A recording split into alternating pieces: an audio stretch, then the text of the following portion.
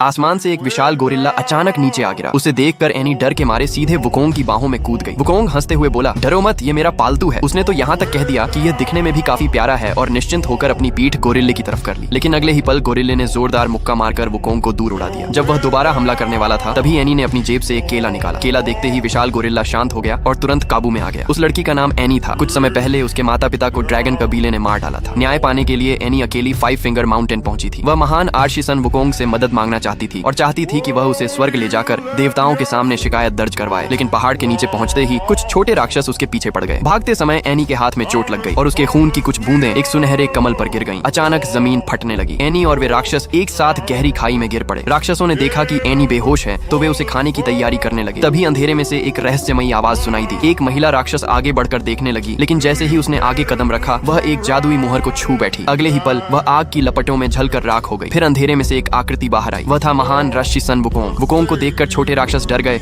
और तुरंत घुटनों के बल बैठकर दया की भीख मांगने लगे। लेकिन जल्द ही उन्हें पता चला कि वुकोंग जंजीरों में जकड़ा हुआ है और उनके लिए कोई खतरा नहीं है। अब उनका डर खत्म हो गया। वे उसका मजाक उड़ाने लगे, उसे चिढ़ाने लगे। उसी समय एनी को होश आ गया। 2 छोटे राक्षस उसे खाने के लिए उसकी ओर दौड़े। डर के कारण एनी पीछे हटते हुए जमीन पर गिर गई। संयोग से उसका घायल हाथ जमीन पर बनी जादुई मुहर को छू गया। तुरंत एक सुनहरी रोशनी वुकोंग की ओर दौड़ी। एक जोरदार धमाके के साथ उसकी सारी जंजीरें टूट गईं। आजाद होते ही वुकोंग ने टूटी हुई जंजीरों को हथियार की तरह घुमाया।